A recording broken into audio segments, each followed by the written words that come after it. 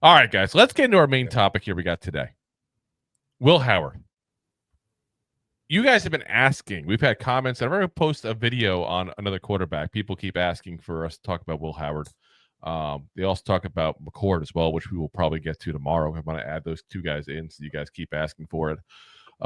Will Howard obviously came to the spotlight towards the end of the college season there because of the fact that he was literally the national champion, one of the the offensive MVP of the championship game for college football.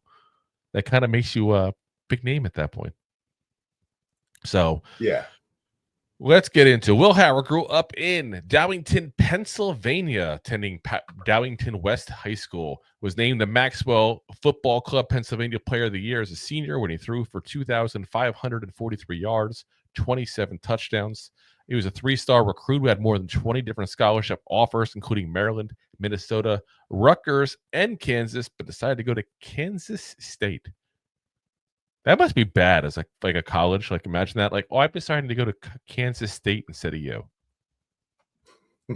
Like that's not exactly a powerhouse. Like I'm not saying Kansas State is like a dinky, like rinky dinky kind of school, but it's not like you understand if you're like Rutgers, like I'm going to Alabama. Oh, I get it. Okay, enjoy Alabama. Yeah. Like you know what I mean. But Kansas State. Enjoy Topeka or wherever the hell they play. Like what the hell? So he started off. He was a backup to Skylar Thompson, who I believe was with the Jets last time I checked. For his first 2 years, finished the 2020 season as the starter for the last 7 games due to an injury to Thompson. So in 20, he was 9 games, went 90 of 168 for 53.6 completion percentage. 1,178 yards, 8 touchdowns, and 10 interceptions, which was the most in his conference. The interceptions, not the touchdowns. In 21, 6 games, 3 starts, 30 of 55 throwing with 54.5 completion, 332 yards, 1 touchdown, 1 interception. Not so good start. Kansas State, not good. How good a start here. After the 22 season, he started the spring practices as the first-string quarterback for the Wildcats there, but lost the job in the end to Adrian Martinez, who had transferred from Nebraska. Kansas State, Kansas itself may be one of the few places that is an upgrade over Nebraska. Like if you had to choose where you're living, Nebraska or Kansas, you're probably picking Kansas.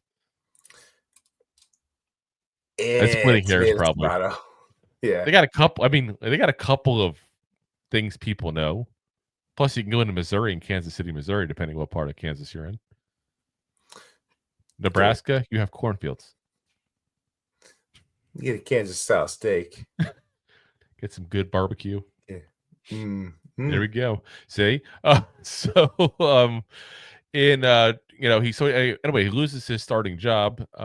Howard had intended to actually redshirt the year, but instead got playing time due to injuries to Martinez, including a season-ending injury towards the end of the season as well. So in 22, 7 games, 119 for 199 throwing. It's a 59.8 completion percentage, 1,633 yards, 15 touchdowns, just 4 interceptions. So that went way down.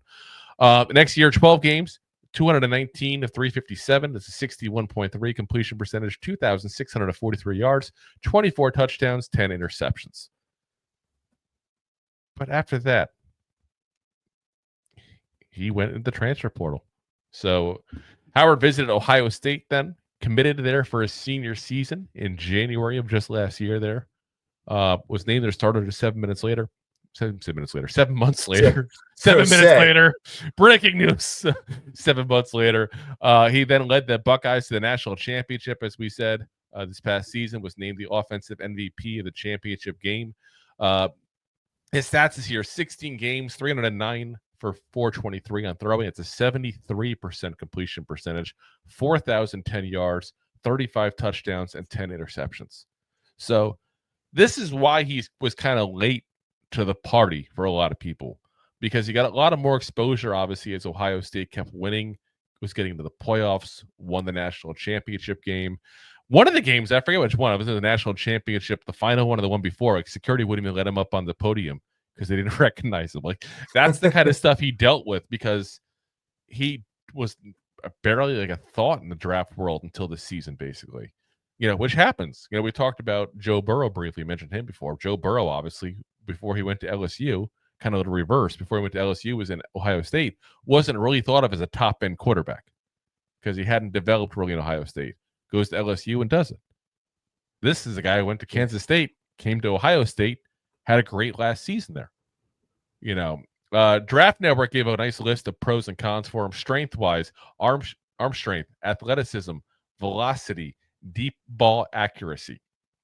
Concerns: inconsistent accuracy, throwing mechanics, and adjusting to post-snap looks from defenses. So there's a lot to like if you look at the tape.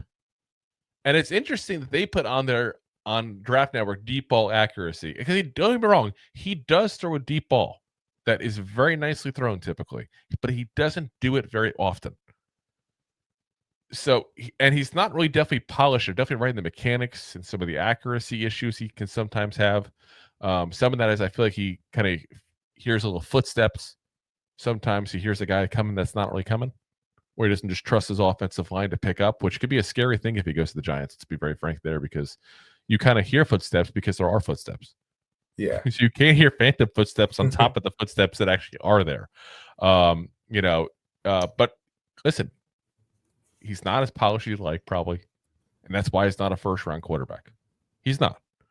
I would have loved to see him a second year at Ohio State to see what happened, how he developed, how things progressed for him there. Unfortunately, he kind of wasted a lot of years at Kansas State. Let's be honest and call it what it is. Because Kansas State clearly did not know how to use him. This doesn't make their coach look good, that's for sure. So, yeah. And he's a proven winner. And if you have him play in a system like he played at Ohio State, there's some potential for him.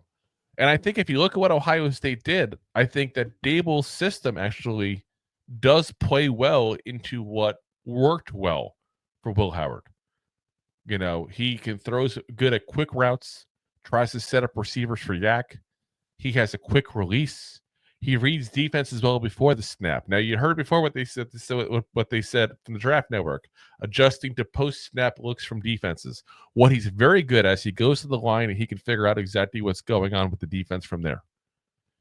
If he's wrong, and obviously I'm not his head guys, I'm guessing based on what I'm seeing when I'm watching film on him. It's like sometimes he doesn't guess right, and when he doesn't, he's so sure of what he thinks is going to happen that it throws him for a loop when he does guess wrong. But the good news is he doesn't guess wrong as often as other players. He's pretty good at reading that pre-snap there. So he's just got to learn to kind of adjust during the play. And it's easier than done. Some people can't do it. I don't know if he can or can't because we didn't see it enough of him in college. Now, the Giants have a very high second-round pick. We have the second pick in the second round of the draft. I think that's early for him. I would see him as a third-round guy for the Giants if he's available and the Giants don't get one of the top two quarterbacks. That's where I put him at, like a guy that you see late second round, early to mid third round is probably going to be, I think, where someone's going to take him. Unless there's a run on quarterbacks, who knows? Maybe he sneaks the first round. You never know after last year. But typically they don't fall like that in the draft. Yeah. Oh, I know it. Yeah. But that's where I see him. I see him as that kind of player. And I think, we talked about him before with Dylan Gabriel, and you all know, watch the show on a regular basis, that Dylan Gabriel is a guy that I think highly of compared to some other people. I think that he's a guy that has the potential to be a okay starter in this league, but worst case scenario, a decent backup.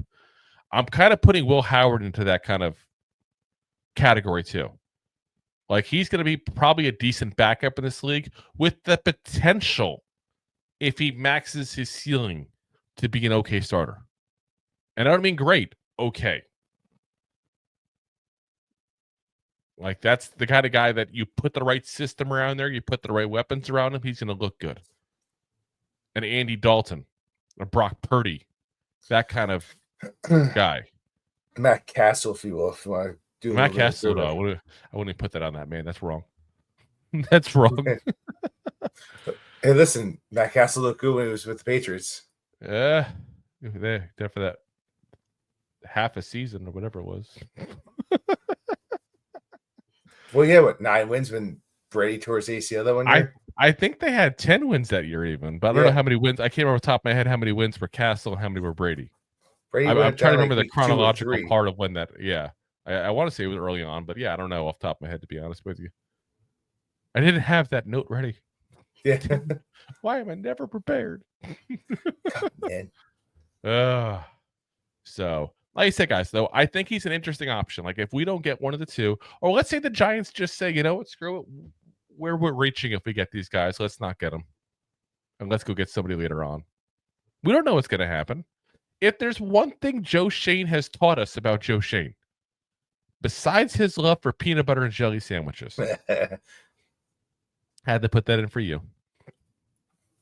My We PJs. also know that anything you hear that he supposedly likes or doesn't like in the draft is BS. It's probably BS. So when you keep hearing that he likes Shedeur Sanders, listen, he very well could be just the worst kept secret of the league. Very well could be. But again, I said it tonight and I'll say it again. The worst kept secret of the league a couple of years ago is that the Giants hated Kayvon Thibodeau. It would never draft him. How'd that work out? Better for Kayvon than the Giants teams, but right now, but yeah. But you can't trust it. He's not the guy that sits there and displays what he wants, which is smart. It's the one thing I'll give him credit for besides this last draft class, which was very good. So like I said, if you're thinking in your head, oh, the Giants are definitely taking Ward or Sanders, this is not even an option, I wouldn't eliminate it. I would not eliminate a guy like a Jackson Dart, a Will Howard, a Dylan Gabriel being a guy that we take later on, and we go get a guy like, Travis Hunter or Will Johnson or Abdul Carter with the number 3rd overall pick. It would not shock me. Would I be expecting it? No. But it wouldn't shock me. So. Yeah. Interesting. Deb says, I take Dart or Gabriel before Howard. I have to agree with Deb. Like I said, I don't know. I part of my problem I run into, like I said, with Howard, the worst, and I want to say mistake he could have made, because I think when a player stays at a school for a while, it's kind of like a loyalty kind of thing, which I want to respect. But if he had left Kansas State earlier and been somewhere for a couple of years and had this kind of production for 2 years or so, I think he'd be a higher rated player. I really do.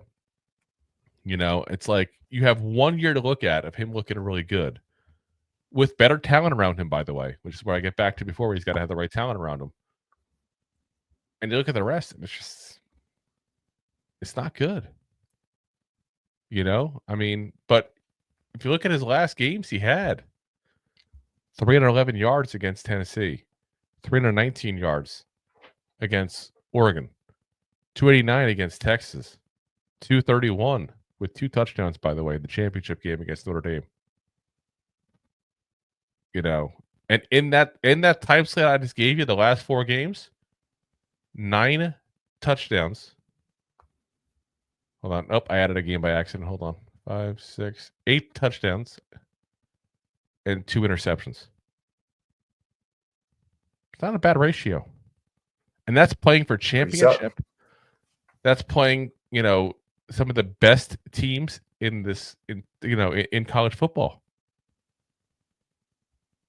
And like I said, I think we'll have to see what happens. I think the biggest thing with him is going to be what people think is legit and not from Ohio State. Like, are they going to sit there and say, okay, well, he just had better people around him and that elevated him? It's not that he elevated, they elevated him. There's going to be people that think that. The other people are going to think he elevated himself. And the people that think he elevated himself, those are the ones that are to look at him drafting him earlier on like that. And I don't know which one it is. I don't think any of us are in the position to say which one it is. Either one's a possibility. You'd have to kind of bring him to an actual workout without the people around him. And you're not going to get that option to do that. And when you bring him out to the workout, it's like, are you You bring out your practice squad guys. Are they better than what's around them right now? Or was around them before? Well, at Ohio State, yes. At Kansas State, no. Yeah, I'm saying like that goes into play as well. Yeah, like Ohio State always has great receivers. That's part of it. You know that. Yeah. Kansas State, not so much. Yeah. Arkansas there. No, it's Arkansas. Arkansas is a different state. Yeah. So. If you like that clip, then you will love the full episodes too. Find us on your favorite podcast app and look for us on all your favorite social media platforms. Thanks so much. Please, I'm begging you. Please subscribe.